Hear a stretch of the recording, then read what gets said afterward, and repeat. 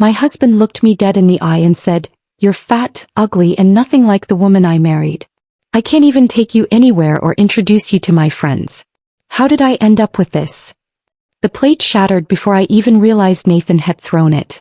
Shards scattered across the kitchen floor, mixing with the soup I spent an hour preparing. I stood frozen, my hands still trembling from carrying our baby to sleep just moments before. Nathan's voice cut through the silence like a blade. "Nicole, look at you. You can't even cook properly. Honestly, you're getting too fat to even move around this house." His words stung sharper than the broken glass at my feet. I felt my throat tighten, but I swallowed the pain the way I always did. This wasn't new. This was routine. When Nathan married me, he used to brag about me, how slim I was, how perfectly shaped, how every guy wished they had what he had. But after I gave birth, after my body changed, the compliments turned into cruelty. He never missed a moment to remind me of what I no longer was. "Look at your arms, Nicole," he sneered, waving his hand at me as if I were a disappointment he couldn't hide. "Who would believe you used to be attractive? You should try losing weight instead of complaining about being tired." I forced myself to bend down and pick up the pieces of the broken plate, even though my knees ached from childbirth, and my eyes burned from nights of barely sleeping. I tried to move quickly. He hated when I was slow. He hated almost everything about me now. But tonight felt different. Tonight, the humiliation didn't just slip under my skin. It settled deep, heavy, suffocating. As I gathered the glass, a small droplet of blood slid down my finger where I'd cut myself. I watched it, strangely calm as the red mixed with the spilled soup. And for the first time, a quiet question whispered inside me. How did I go from being loved to being punished for the body that made me a mother? Before I could stand, Nathan's voice rose again. "Hurry up, Nicole. Maybe if you weren't so big you'd move faster." My heart clenched, not from his words, but from the crushing realization that the man who once held my waist gently now used that same waist as a weapon against me. I lifted my head slowly, my eyes locking with his for a brief moment, and something inside me shifted. Not enough to fight back. Not enough to walk away. But enough to feel the first spark of a woman who was starting to reach her limit. The next morning, the house smelled of burnt eggs. Another mistake Nathan blamed on me before I even touched the stove. Our baby was crying in the living room and I was trying to soothe her when there was a knock on the door. I wasn't expecting anyone. Nathan swung the door open with the same irritation he carried everywhere. Standing there was his younger sister, Clara, holding a small bag of baby clothes she bought for the child. "Good morning," she said, smiling. But as soon as she stepped inside, her smile faded. She looked at the chaos, the unwashed plates, the scattered clothes, the tension so thick it was almost visible. "You look tired, Nicole," she said softly. I forced a small smile. "Just a long night." Nathan snorted loudly from behind her. "Long night? She hardly does anything. She's just gotten so lazy and fat. I can't even recognize my wife anymore." My breath caught. Claire froze. For a moment the whole room was silent, so silent I could hear my own heartbeat echoing in my ears. Clara turned her head slowly, her eyes widening in shock. "Nathan, what did you just say?" He rolled his eyes. "What? I'm just being honest. Look at her. She lets herself go and expects me to pretend everything is fine." The shame hit me like a wave. I looked down at my hands, wishing the ground would swallow me. But then, Clara stepped forward. Her voice was calm but cold enough to cut glass. "Nathan, she just had your baby. Her body changed because she gave you a family. Do you hear yourself?" He scoffed, brushing her off. "Oh please. You women love using that excuse. If she wanted to look good, she would." Clara's eyes flicked to me, and the sadness in them almost broke me. Not pity. Not judgment. Just the quiet recognition that she was finally seeing what I'd been living with. "Nicole," she whispered, "has he been talking to you like this all this time?" I didn't answer. I couldn't. My silence was enough. Nathan threw his hands up. "Don't start, Clara. You're not staying here, so don't interfere." But Clara didn't move. She didn't back down. She didn't even blink. Instead, she said the words I had been too afraid to voice. "No woman deserves to be spoken to like that. Not after childbirth. Not ever." Nathan's jaw tightened. His face darkened. I knew that look. The storm that came before the insults, the yelling, the punishment. But for the first time, He wasn't only angry at me. And for the first time, someone else saw the monster behind the door. The room felt different.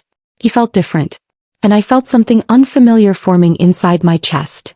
A mix of fear, shame, and the faintest spark of courage. Because someone finally witnessed the truth. And now nothing would ever be the same.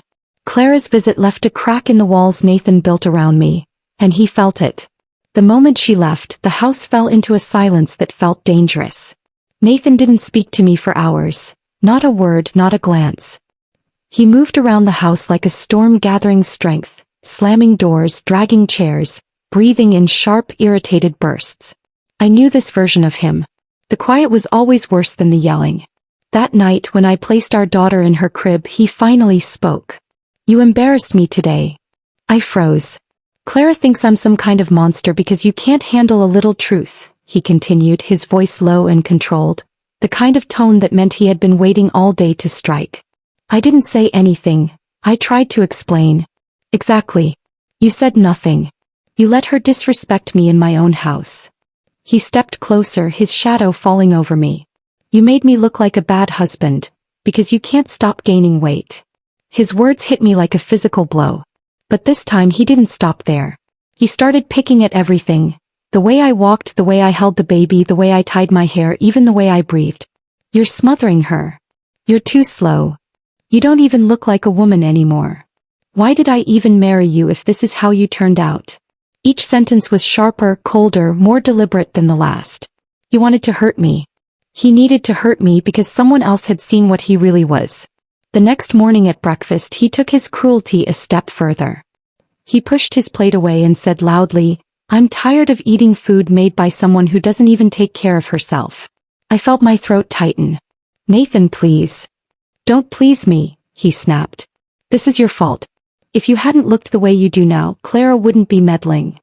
He said it with such confidence as if my body, my postpartum body, was the cause of his humiliation. He punished me with silence, then with insults, then with chores he expected me to finish instantly. He knew I was exhausted, but he piled more on me anyway. By the third day I felt like I was walking on shattered glass, holding my breath around him, praying he wouldn't explode again. But he did. Every single day. And each time he lashed out, something inside me slowly shifted. Not brokenness, not defeat, but a fragile, growing awareness. This was no longer just cruelty. This was control. This was punishment. This was the beginning of something darker. And somewhere inside me a quiet voice whispered, "He's getting worse, and you can't survive this forever." It happened on a Sunday afternoon. Clara had invited us to a small family gathering at their mother's house. Something simple, something innocent. I didn't want to go, not with how Nathan had been acting, but he insisted. "You better not embarrass me," he warned before we left. "Wear something that makes you look decent." His words cut deeper than usual, but I stayed quiet. I chose a long, loose dress, the only one that made me feel somewhat hidden. When we arrived, everyone greeted Nathan warmly. I held our daughter close, trying to blend into the background, hoping no one would notice the exhaustion in my eyes or the tremble in my hands. But the moment we entered, Nathan's cousin Mark looked at me and said innocently, "Nicole, you look different. Motherhood is treating you well." It was a harmless comment, even kind, but Nathan's face tightened instantly. His jaw clenched. His eyes darted to me with a fury that made my stomach drop. He laughed loudly, drawing everyone's attention. "Treating her well?" he said. "Please. She looks like she hasn't stopped eating since she gave birth." The room fell silent. My throat closed. My entire body went numb. Claire stepped forward, eyes wide. "Nathan, stop." But he didn't. He wanted an audience. He wanted to humiliate me where there were witnesses. He wanted to make sure everyone saw me through his cruelty. "Back then," he continued, waving his hand at me as if showing a before and after picture to the entire room, "she was slim, attractive, the kind of woman men chase. Well, look at her. She can barely fit into her old clothes." A soft gasp escaped someone in the room. I couldn't breathe. He wasn't finished. He grabbed my arm, tightly, and pulled me forward like an object. "Tell them, Nicole," he said with a mocking smile. "Tell them how you let yourself go. How you don't try anymore. How you're too lazy to lose the baby weight." My eyes burned, but no tears fell. I was too shocked to cry. Clara rushed toward us. Nathan let her go. He held on tighter. Why? So she can keep pretending? Everyone needs to stop treating her like a victim. She did this to herself. His mother stood up, trembling with anger. Nathan, you don't speak to your wife like that. But Nathan wasn't listening. He was shaking with a strange satisfaction, as if tearing me down in front of his own family made him feel powerful, superior, validated. The room was spinning. Faces blurred. And then, the most humiliating moment of all. Nathan reached for my dress and tugged it at the waist. Right there. In front of everyone. See this, he laughed bitterly. This used to be flat. Now look at what she's become. A loud slap echoed across the room. But it wasn't me. It was Clara. She slapped him so hard his head jerked to the side. Gasps filled the house. Nathan stumbled backward, stunned. Silence swallowed the room whole. Clara stood in front of me, shaking with rage, her eyes filled with tears. You don't deserve her, she said through clenched teeth. You don't deserve any woman. Nathan touched his cheek slowly, furious and humiliated, the same humiliation he tried to force on me.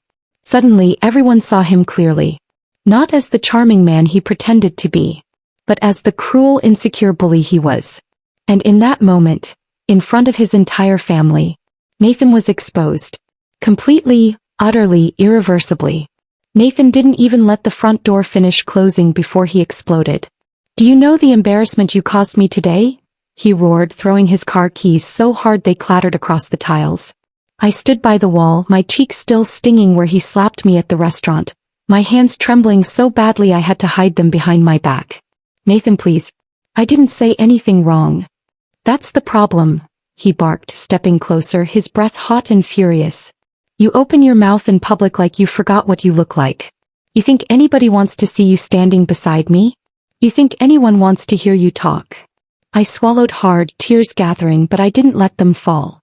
He laughed, cold, cruel, like I was something disgusting stuck to the bottom of his shoe. When I married you, Nicole, you were slim, beautiful, someone I could proudly show off. Now. His eyes dragged down my body with deliberate disgust. Now you're and you still dare to act like you're on my level. He swept his arm across the dining table, sending a plate crashing to the floor, the sound echoing through the house. You ruined my night, he shouted. You always ruin everything. You can't even stay pretty. Every other woman snaps back after giving birth, but you... He pointed at me with a shaking finger. You just kept getting bigger and uglier. I flinched. He stepped closer, too close, his voice dropping into a low, venomous tone. If you want to keep living in this house, you'll learn to stay silent when we're in public. Don't embarrass me again, Nicole. I mean it. I opened my mouth, maybe to defend myself, maybe to explain, maybe just to breathe, but he slammed his hand against the wall right beside my face, trapping me there. And wipe your face, he snarled. Crying makes you look even worse. He walked away, leaving me shaking against the wall, breathless, humiliated, and slowly breaking apart inside. But even then, something in me shifted. Not strength yet. Not anger. Just a tiny whisper deep inside. This can't be my life. That night, after Nathan stormed off to the bedroom and slammed the door behind him, I stayed in the living room staring at the broken plate on the floor. My cheeks still burned from the slap, but it was nothing compared to the heaviness inside my chest. A heaviness I had been carrying for months, pretending it wasn't crushing me. I bent down to pick up the pieces, but my hands were shaking too badly. One sharp edge sliced my finger and a drop of blood fell onto the tiles. I watched it fall, and something inside me cracked. Not from the cut. Not from the pain. But from the realization that I was breaking myself just to keep a man who didn't even see me as human anymore. My breathing hitched. A sob escaped. And I sank to the floor, hugging my knees. I didn't hear her come in. My little daughter, sleepy-eyed and clutching her teddy bear. Mummy, she whispered, rubbing her eyes. Why are you on the floor? I wiped my face quickly. I'm okay, baby. Go back to sleep. But she didn't. She walked toward me and touched my face gently. Did Daddy make you sad again? My heart stopped. She was too young to understand pain, yet she saw it. She was too little to know cruelty, yet she recognized it. And in that moment, I saw myself through her eyes. Not as Nathan saw me, ugly, fat, worthless, but as a mother she depended on. A woman she was learning from. A mirror she would someday reflect. If I stayed with Nathan, she would grow up believing this was love. She would think a man yelling at her looks, breaking things, or striking her was normal. She would think silence was survival. I couldn't let that happen. I felt something rise inside me, not anger, not rebellion, but clarity. I can't stay. Not for him.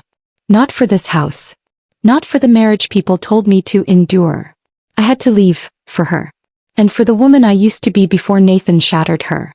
I pulled my daughter into my arms, holding her tight as if the strength I needed was hidden somewhere in her tiny heartbeat.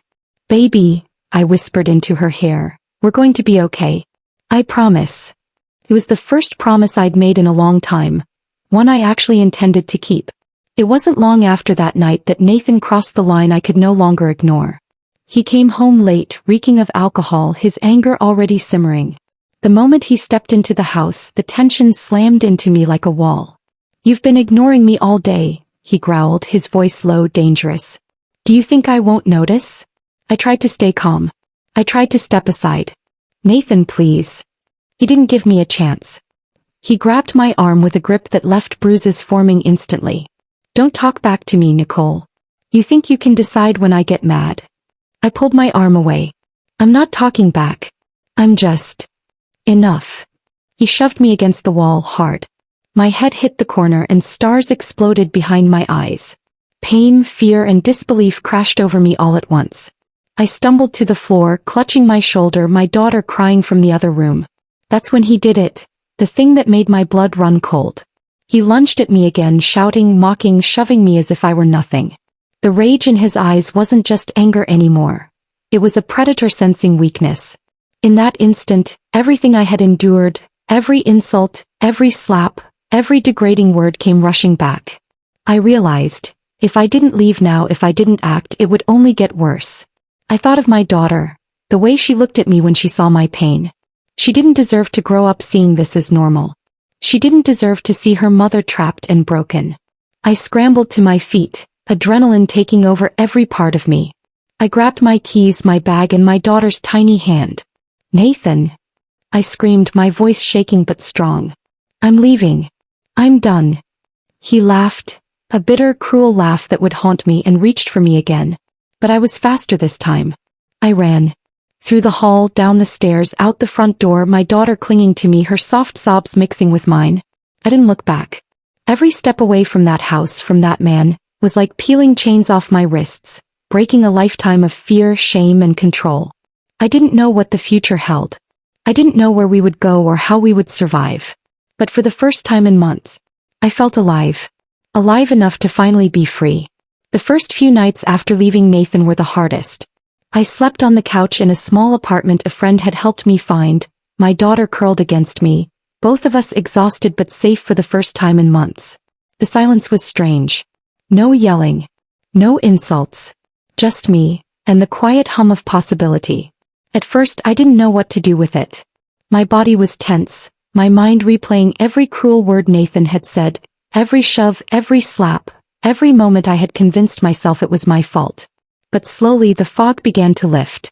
I started small. I bought a journal and wrote down my feelings, my fears, my anger, and my pain. I let the tears flow without shame. I let myself mourn the years I had lost, the love I had been denied, the woman I had almost forgotten I was. I reconnected with friends I had pushed away, friends who reminded me I was more than Nathan's cruel words. They celebrated every small victory with me, every meal I cooked without fear of criticism, every time I laughed out loud, every step I took without looking over my shoulder. I started exercising not to lose weight for anyone, but to feel my body strong again. I looked in the mirror one morning and for the first time in years, I didn't see fat or ugly. I saw survival. I saw motherhood. I saw courage. Work became my refuge. I poured myself into building a career that reminded me I was capable, smart, and worthy of respect. Every paycheck, every compliment, every achievement was a reminder that I had worth outside of Nathan's house, outside of his lies. And slowly the fear turned into power. I learned to say no, to set boundaries, to trust my instincts.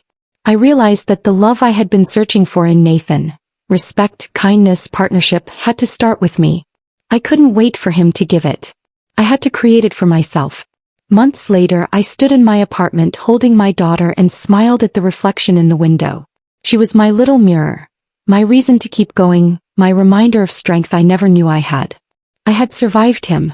I had survived the abuse, the humiliation, the fear. And I had come out the other side not just alive but alive in my own skin on my own terms. Nathan no longer controlled my life. He no longer dictated how I felt about myself. I had reclaimed my power. I had reclaimed my voice. And most importantly, I had reclaimed my peace. It had been almost a year since I left Nathan. My life had rebuilt itself piece by piece. Laughter, confidence, freedom, and a daughter who smiled without fear. Then one evening I heard a knock at the door. My heart sank before I even looked. Nathan stood there, the same face, the same arrogance, but now mixed with desperation. "Hey, please," he said, his voice low, almost pleading. "I made a mistake. I was wrong. Can we talk?" I held my daughter closer, my body stiffening. I didn't answer. "I've changed," he continued. "I can be the man you wanted. I can fix everything. I can love you the way you deserve." I laughed quietly, a sound sharp and bitter. "Love? Is that what you call months of insults, humiliation, and abuse? Is that what you call hitting me, shaming me in front of everyone, destroying my confidence and trying to control my life?" He stepped closer, but I didn't move. I didn't flinch. "No. I'm sorry. Just one chance." "Enough," I said, my voice steady and cold. "You don't get to come here and rewrite history. You don't get to pretend that you can undo the years you tried to break me. I survived you, Nathan. I survived because I finally valued myself. And that is something you will never control." He opened his mouth, but I cut him off. "Listen carefully," I continued, feeling the power I had earned ripple through me. "I am not yours to fix. I am not yours to keep. I am not the woman you wanted when I was afraid and quiet. I am the woman who walked away, rebuilt herself, and refuses to look back. If you try to step into my life again, you will find nothing. Nothing to control. Nothing to hurt. And nothing to take from me." For the first time I saw Nathan truly lose it. The desperation, the shock, the disbelief. He turned and stormed away, leaving behind the echoes of the man he had been, powerless now against the woman I had become. I closed the door, leaning against it as my daughter pressed into me. "We're safe," I whispered. And I finally fully believed it. Because I had learned the hardest truth of all. No man can keep you unless he chooses to. And the woman who chooses herself cannot be taken. Thanks for watching. Don't forget to like, share, comment, and subscribe for more powerful stories.